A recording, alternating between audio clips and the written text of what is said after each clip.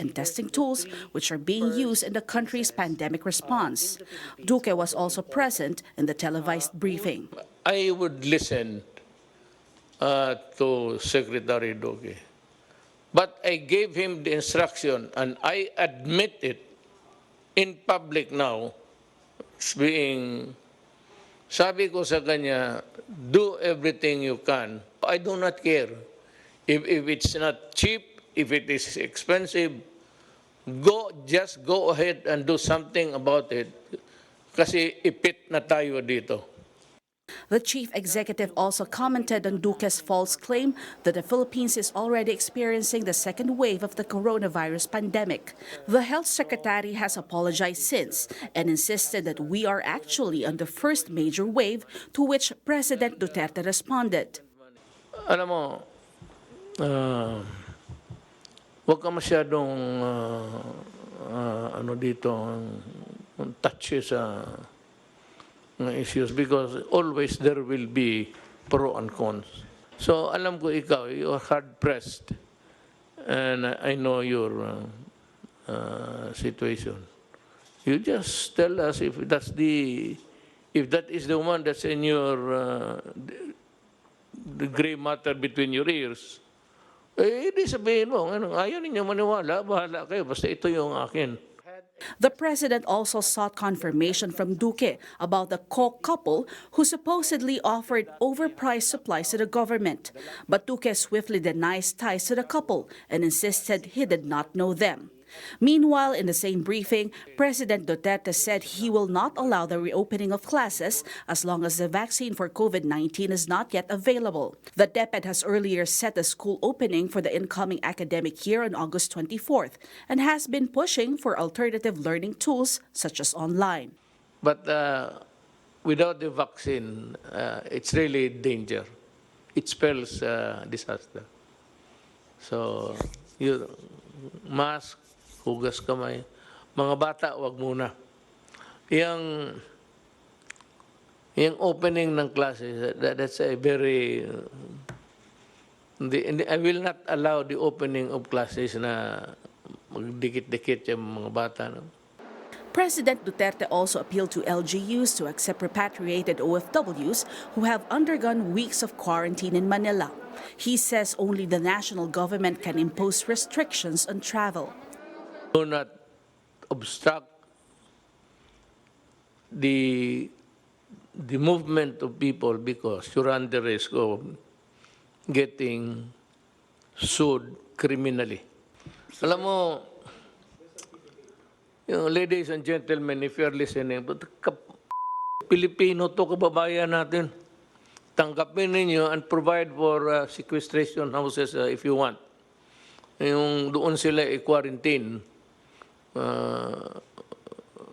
Pero hati-hati tayo sa problema.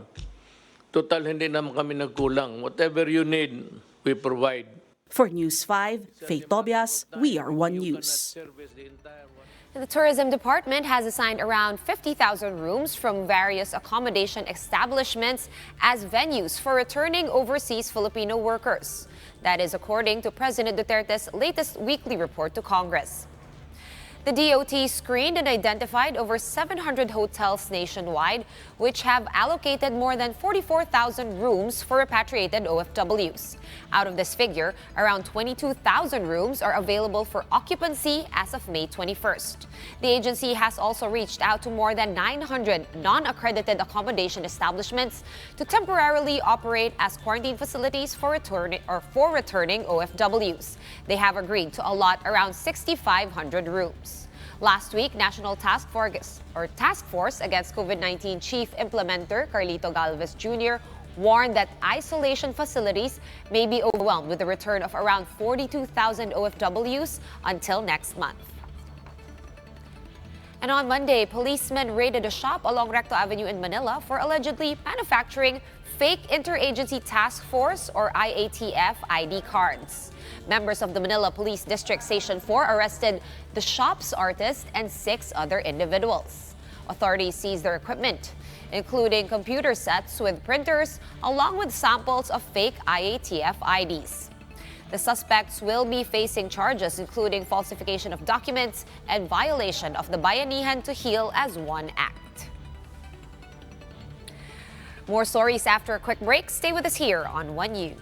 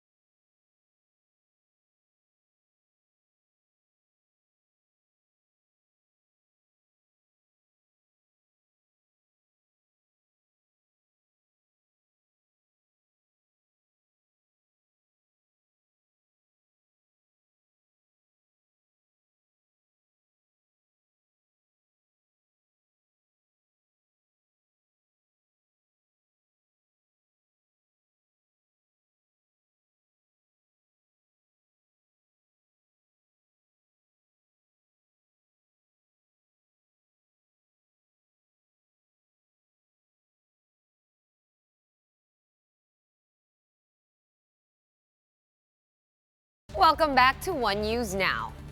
After scrapping an earlier bill for ABS-CBN's temporary permit to operate, the House of Representatives will now be tackling ABS-CBN's franchise renewal bid this afternoon. Reporting to us live from the Batasan, we have News 5's Ria Fernandez. Ria, how are things over there? Is the hearing in full swing? Sean, the franchise renewal bid of ABS-CBN is set to be tackled at 1 p.m. today by two House committees, namely the Legislative Franchises and the Good Government and Public Accountability. According to Bulacan Representative Jonathan C. Alvarado, who also chairs the Committee on Good Government and Public Accountability, they will be calling on several resource persons to shed light and provide an overview of the issue. Among those who are expected to attend today's joint hearing is Solicitor General Jose Calida. But earlier today, Calida has declined the invitation. Calida reiterated that the sub judice rule, which restricts comments that might influence the court, prohibits him from sharing views and recommendations with the House in relation to the quo warranto petition he filed before the Supreme Court and the National Telecommunications Commission's cease and desist order against ABS-CBN. Also on the agenda is the reply of the NTC to the show cause order of House Legislative Franchises Committee Chairperson Franz Alvarez. Recall that NTC broke its commitment to House lawmakers that it will issue a provisional authority once the network's franchise expires after the Soljan warned that such action is illegal. Speaker Alan Cayetano earlier said that they will hold the hearing even on recess so that by August, they will be ready to decide if they will grant ABS-CBN its 25-year franchise. Meanwhile, Justice Secretary Menardo Guevara maintained his legal opinion given to NTC that it can give provisional franchise to ABS-CBN while the application is still pending at the lower house. But what if there's already a cease and desist order? Guevara said the president has the power to modify, amend, recall, or revoke any decision rendered by his subordinates in the executive branch. Sean, also expected to attend today's hearing are the executives from the ABS-CBN. That's the latest from the House of Representatives. Sean? All right, Ria, so you mentioned that 2 committees are actually hearing it today. Are we expecting a lot of the congressmen to be physically present, or are they conducting a simultaneous hearing on maybe on the platforms like Zoom or Cisco WebEx? It's going to be a mixed platforms. Some of them will be attending physically here at the session hall for the ABS-CBN franchise hearing, while the rest will be participating via Zoom teleconferencing app. They planning to be able to finish, or are there any talks over there of when they will actually finish tackling this bill? Because Congress is already due to recess. Will they be extending the session? Well, what Speaker Alan Cayetano earlier said is that the hearings will go on until July. What is certain is that before the 5th State of the Nation address of the President, they will be over with this hearing so that by August they will be ready to decide if they're going to grant ABS-CBN a fresh 25-year franchise. But understand that to complete the whole legislative process, ABS-CBN still needs to hurdle the Senate and, of course, the office of the president. So it will really take time. All right, so the deadline is Halloween, right? October 31. Thank you, Ria Fernandez, for all those updates. We will, I guess, get back to you later on when the hearing starts. Ria Fernandez of News 5 reporting to us live from the Batasan Pambasa in Quezon City. Meanwhile, in Ormoc City, Mayor Richard Gomez hits the national government for its, quote, carelessness in implementing its Balik Probinsya program. In a Facebook post, Gomez singled out the Interior Department, the National Housing Authority or NHA, as well as the OWA or Overseas Workers Welfare Administration. Gomez says he was surprised to see repatriated OFWs arriving in Leyte on Monday without prior notice from these agencies. The mayor adds that he merely received a text message on Monday morning from DILG Region 8 and OWA informing him of of 3 flights of returnees from Manila that were arriving in the airport or in the Tacloban City Airport. However, Mayor Gomez insists he was instructed by the national agencies to receive the returnees even if they have not been properly documented and tested. Ormoc is currently under general community quarantine until the end of May. Another quick break, but more stories after that. Stay with us here on One News.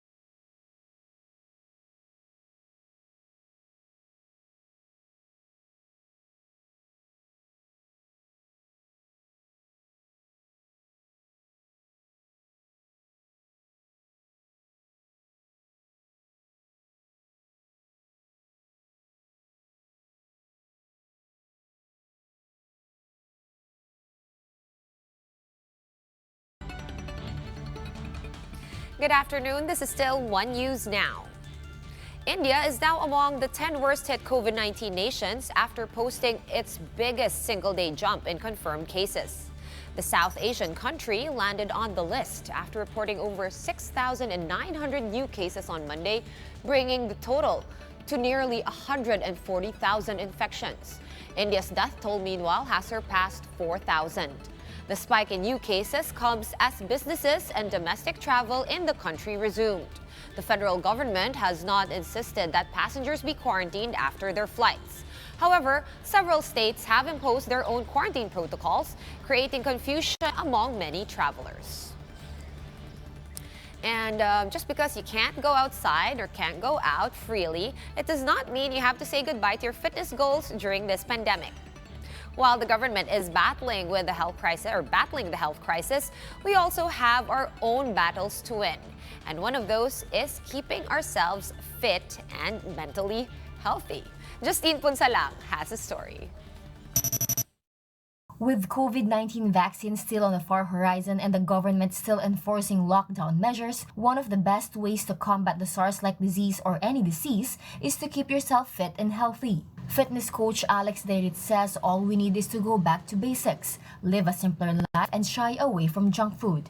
If you remove snacks and dessert from your diet, you will save money because you won't be spending on these unnecessary food. And you already improve your nutrition kasi you're not taking in these excess calories na hindi naman kailangan. Derit adds that eating natural food could further boost the immune system. Actually, even better than vitamins and supplementation, it's best to get all of the nutrients from meals because that's natural and that's what our bodies are used to. Adding several minutes of workout once a day not only keeps the body strong and in condition, but also helps improve our mental health. Because exercise, even just a few minutes per day, is actually going to release endorphins. And yung ginagawa ng endorphins is their happy hormones. Just like with diet, Derit suggests that workouts should be kept basic, especially for those who are new to exercising. Examples are the basic squats, lunges, push-ups, and jumping jacks. There are other options as well, such as dance workout like Zumba or jogging. Derit explains that doing any physical activity, even household chores, is better than just sitting down or laying down. This is exactly what Jean, an OFW, is doing. She, together with 6 others, were supposed to fly out of the country but were left stranded because of the community quarantine. Mas okay po na mag-jogging kami, lalabas yung mga pawis namin para yung parang hindi kami nabuboring sa boarding house namin. Meanwhile, Ian and his brother finally got to take their bikes off for a ride after 2 months of ECQ. Nakasanayan na po namin na mag-bike dati po. Tapos natigil lang po nung quarantine. Medyo nakakahingal po sa umpisa kasi ang tagal po napahinga. Pero okay lang po. Bumabalik po yung feeling. Whatever physical activity you choose, make sure to drink lots of water and sleep early to keep yourself hydrated and charged up. For News 5, Justine Punsalang. We are One News. For more updates, follow News 5, The Philippine Star, and Business World Online. I'm Shania. We now throw you back to Malacanang's virtual press briefing on the COVID-19 crisis. Good afternoon.